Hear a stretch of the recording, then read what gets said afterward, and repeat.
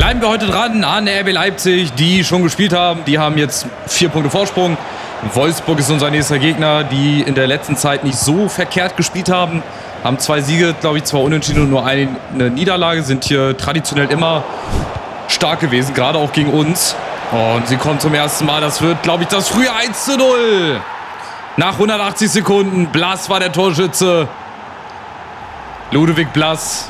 Jetzt haben wir nicht mal gesehen, wie viel Tor das war. Wahrscheinlich erst das erste Tor seiner gesamten Profilaufbahn. Und da haben wir nicht gut ausgesehen. Das ist mal wieder ein früher Schock. Früher Ballverlust. Dann der Ball von Wimmer in die Tiefe. Und dann ist es Ludwig Blass. Hier sehen wir es. Oh ne, 5. Tor immerhin.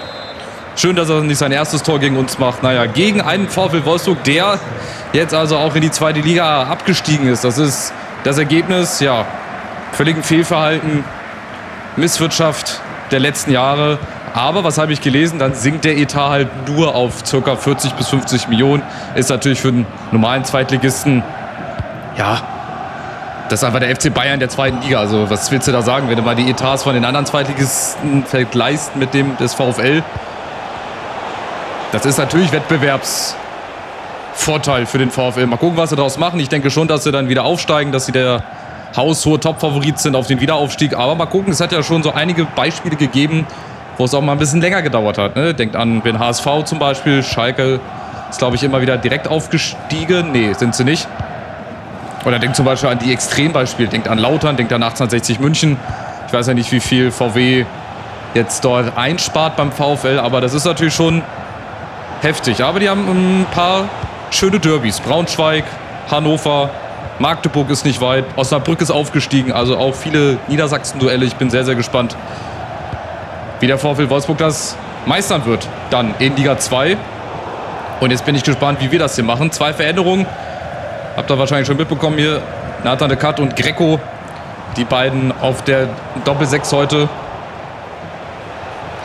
Die sollen es jetzt also richten. Aber immer wieder Wimmer. Das wäre zum Beispiel auch ein Spieler, den ich mir gut vorstellen könnte, den mal irgendwann zu haben in meiner Mannschaft. Auch schnell, trickreich, wendig. Abschlussstark jetzt nicht so, aber er kommt halt viel über seine Geschwindigkeit und das macht halt viel aus. De Cat und abgeblockt von Mensah. Und natürlich Ederson im Tor, warum auch nicht. Sousa auf der 6, Ojeda und Wavro. Also die Verteidigung sehe ich jetzt nicht so als stabil an und stark, aber ihr seht, die Wolfsburger spielen das leider gut hinten raus. Also das ist so ähnlich wie Straßburg, ein Gegner, die uns das Leben heute schwer machen werden. Aber wir müssen dranbleiben oben. Gerade jetzt, wo die Leipziger schon gewonnen und gespielt haben, müssen wir nachziehen. Der Gref ist da gegen 2 Mann. Kusiasare in der Mitte, Mensah kommt von hinten angeschlichen. Dann ist wieder ein Wolfsburger dazwischen. Und die versuchen auch schnell umzuschalten. Über Fischer. Kobani macht seine linke Seite zu. Der Cut kommt auch mit. Und dann gibt es den Einwurf für uns. Schade, ey, das Tor. Klar, maximal unglücklich, wie es da zustande gekommen ist. Aber hoffentlich ist er nicht im Aus. De Gref, genau auf der Linie. Haben wir den gerettet. Mensah läuft ein. Das ist eine schlechte Flanke. Das ist der falsche Mann. Mensah war doch voll frei. Warum sehen die das denn nicht? Warum bin ich der Einzige, der das so immer sieht und wahrnimmt? So, Kusiasare. Jetzt der Ball in die Tiefe. Abgeblockt, weiter geht's. Mensah. Greco Mensah, wo ist Karl? Der ist jetzt da im Zentrum, okay. Kusiasare, de Gref, ein Doppelpass. Irgendwo muss jetzt die Lücke her. Oder mal eine Einzelaktion. Karl gegen Bakker. Und immerhin die Ecke, okay. Es ist nicht so einfach, sich durchzukombinieren. Die Wolfsburger stehen leider gut. Da muss jetzt mal Lennart Karl ran. Vielleicht jetzt. Der ewige Versuch, ein Tor nach einer Ecke zu machen. Und das klappt natürlich auch wieder nicht. Aber wir bleiben dran. Wir gewinnen die zweiten Bälle. Sehr, sehr schön gemacht. Mensah. Karl ist da und diesmal kriegt Mensah den Ball. Kein Freistoß. Fairer Zweikampf. Aber wir gewinnen hier. Diese zweiten Bälle, die sind super, super wichtig. Und irgendwann setzen wir uns auch so fest, dass das Gegentor für Wolfsburg nur eine Frage der Zeit ist. De Cat zum Beispiel. Probiert's. Und wieder Ederson. Ja, Wolfsburger mit einer Chance und mit einem Tor. Das macht momentan den Unterschied. Wir laufen wieder an. Wir haben Chancen bis zum Umfallen.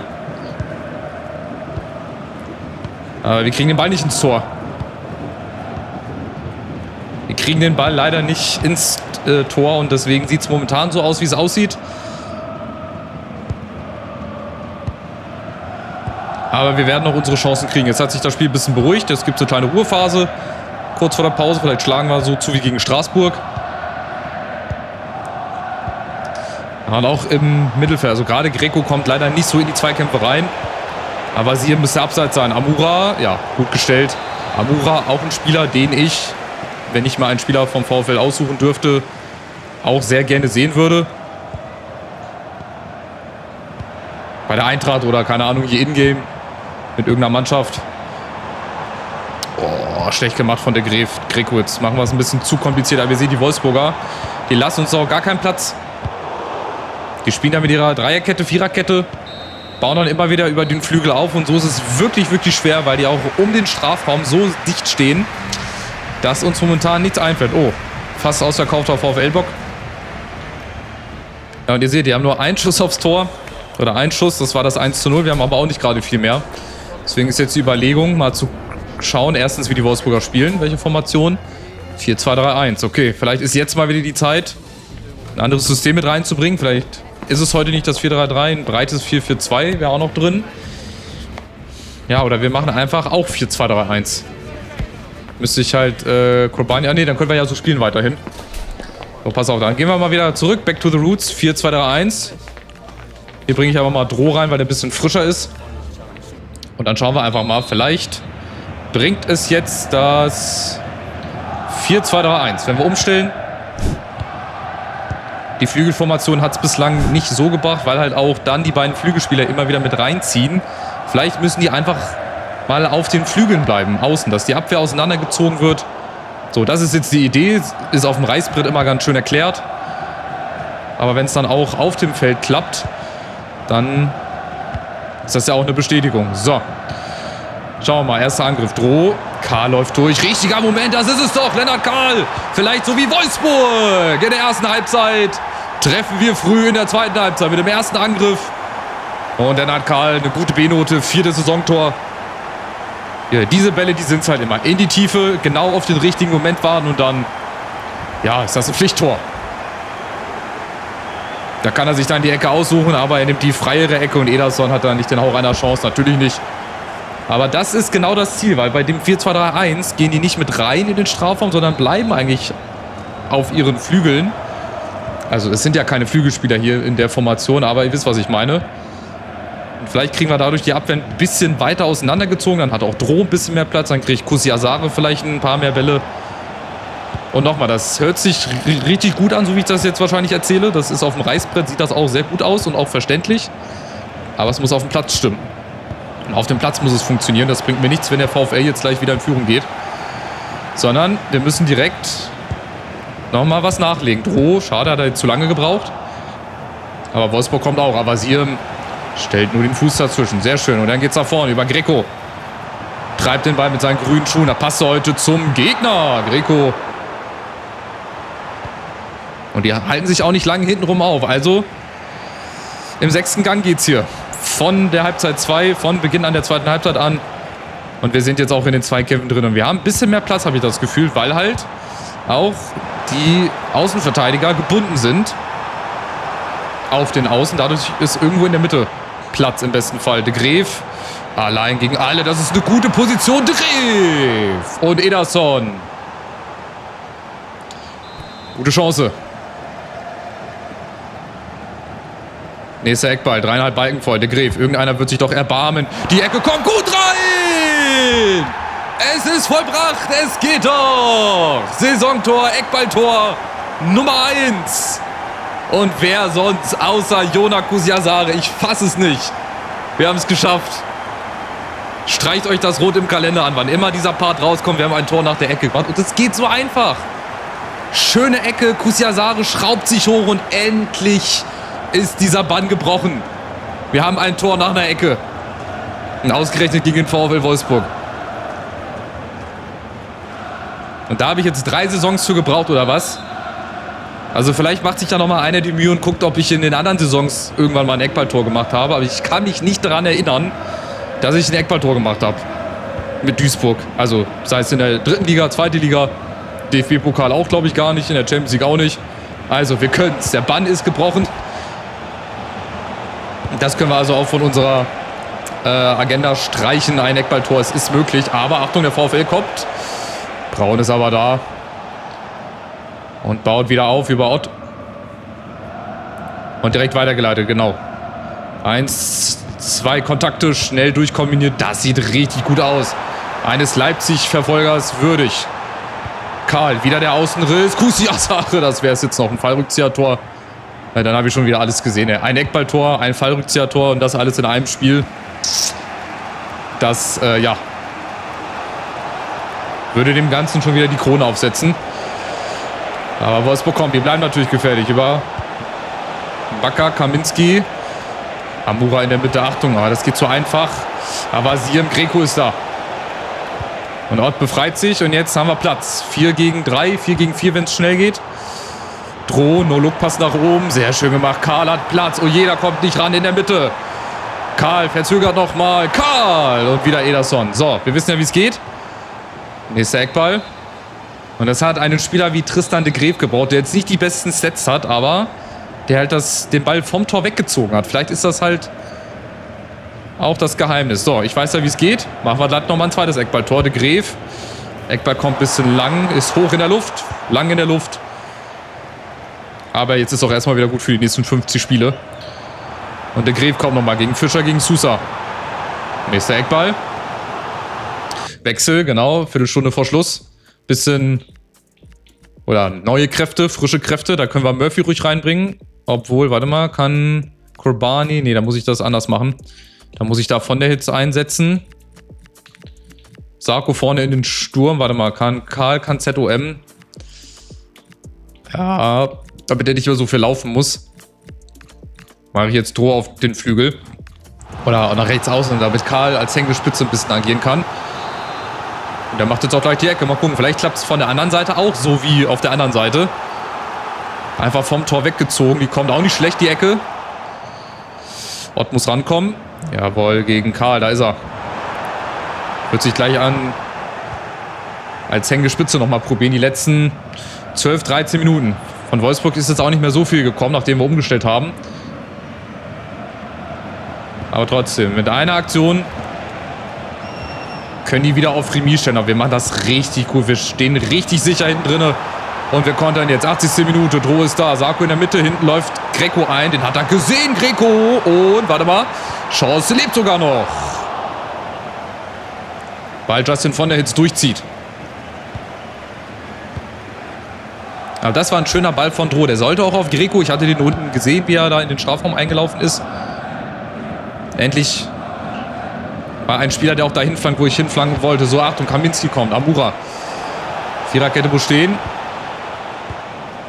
Greco kommt zur Unterstützung. Kaminski, Wimmer. Und Sousa. Jetzt geht's schnell hin und her, aber solange sie da hinten rumspielen, ist das alles okay. Bis zum Keeper am besten. Hinten spielen nochmal zurück zum Keeper. Aber momentan noch nicht. Lopez kommt über den Flügel. Kurbani im 1 gegen 1. Muss er eigentlich haben. Zur Not mal die Grätsche auspacken. Muss auch mal sein. So, letzter Wechsel hier beim VfL. Sieht nach diesem Kumbedi aus. Der VfL kommt wie bei Wimmer. Da ist Lopez. Sousa, Achtung, oh, der Ball in den Strafraum. Amura, oh, fairer Zweikampf. War mit bisschen Risiko verbunden, aber wir kontern. Wir sind auf dem Weg nach vorne. Von der Hitz kriegt er den oben. Ah, zu optimistisch auf Droh, aber das müsste von der Zeit her auch so reichen. Für den nächsten Sieg in der Liga, unser nächster Pflichtspielsieg. Wir reiten momentan auf einer Erfolgswelle, sowohl in der Champions League als auch in der Liga. Wir bleiben dran an Leipzig. Wir haben ein Eckballtor geschossen. Wir hatten fast ein Fallrückzieher-Tor erlebt. Und ja, pünktlich zum fast Ende der Hinrunde sind wir richtig gut in Form und bleiben halt der erste Verfolger von Leipzig. Jetzt haben wir hier 3 weitere Angebote für Rice, unter anderem schon jetzt. Mal gucken, wie hoch. 34 Millionen. Oh, das sind halt die Deals, vor denen ich gewarnt habe. Eigentlich schon im Sommer. Ich dachte, dass diese hohen Angebote im Sommer jetzt schon reinkommen. Ach, der VfL Wolfsburg und will uns dafür Matteo Gabbia geben. Ich brauche ja keinen Innenverteidiger, also das lehne ich mal ab hier. Aber die 34 Millionen, ich Ich konnte jetzt schon bis zu 50 Millionen rausholen. Gut, wenn ich jetzt auch mehrere Saisons gespielt hätte mit dem MSV Duisburg, dann hätte ich gesagt, okay, das würde ich jetzt machen, aber boah, das ist ein Angebot, das kann ich eigentlich nicht ablehnen. Gerade MSV Duisburg, die würden mir alle einen Vogel zeigen, wenn ich einen Spieler, der für 50 Millionen wechseln kann, wenn ich den ablehnen würde. Aber aus diversen Gründen, habe ich euch ja gerade gesagt, macht das halt wenig Sinn. So, jetzt haben wir mal eine ganze Woche Pause. Gut, Zayat ist okay, unser zweiter Keeper, da kriegen wir immer noch mal zur Not einen auf die Bank, aber Braune ist so selten verletzt. Beziehungsweise die Keeper, das sind, glaube ich, die Spieler, die mit am wenigsten eigentlich entweder gesperrt sind oder verletzt sind. Ja, neues Angebot, Rice. Villarreal ist jetzt auch mit dabei. Mein alter Club, auch 34,6 Millionen. Ja, den kann ich aber nicht abgeben.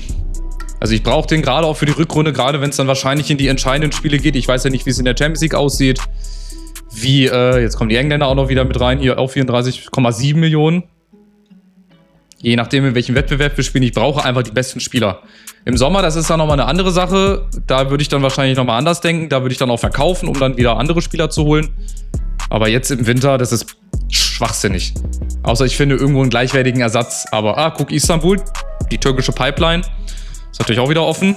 Was bieten die? Wie viel bieten die? 36 Millionen. Guck mal, lustigerweise bietet der Verein aus der Türkei, obwohl die im Vergleich jetzt zu der Premier League und zu La Liga eigentlich wahrscheinlich nicht so viel Geld zur Verfügung haben, bieten die bislang am meisten 36 Millionen. Aber auch da würde ich ja bis über 50 Millionen gehen. Also ihr seht, unsere Spieler sind beliebt. Beliebter immer wieder. Und jetzt haben wir mit Heidenheim einen Gegner, der eigentlich auch wie auf dem Silbertablett serviert, daherkommt mit 5 Niederlagen, völlig verunsichert. Aber das ist auch die große Gefahr da drin. Leipzig hat wieder vorgelegt, die haben wieder ihr Spiel gewonnen. Die Bayern haben auch schon gespielt, haben unentschieden gespielt. Ich weiß gar nicht, wie die im letzten Spiel gespielt haben. Also die Bayern und Frankfurt hat auch schon gespielt. Also wir können uns absetzen von der Eintracht und von Bayern. Wenn wir den gegen Heidenheim zu Hause gewinnen, dann sind wir der erste klare Verfolger der Leipziger. Noch ohne Niederlage. Wir haben 11 Gegentore. Wir haben mit 30 die meisten der Liga geschossen. Dortmund, die hängen auch so ein bisschen in den Seilen hier. 7. Platz. Stuttgart gegen Bayern müssen wir mal gucken. Wolfsburg ist jetzt 10. Unten Bochum und Heidenheim. Die beiden einzigen Mannschaften noch ohne Sieg. Bochum spielt jetzt gegen Dortmund. Oder als nächstes, jetzt spielt erst Mainz gegen Dortmund, dann spielt Bochum gegen Dortmund, Heidenheim spielt jetzt gegen uns, dann spielen wir gegen Darmstadt. Also jetzt ist es an der Zeit, die nächsten beiden Spiele zu gewinnen. Das sind Gegner auf dem Papier, die wir locker flockig schlagen müssen. Mal gucken, ob es auch so im Spiel wird. Macht's gut, lasst einen Daumen nach oben da, kostenloses Abo, um die weiteren Folgen. Jetzt wird's richtig spannend. Wir gehen auf die Rückrunde zu.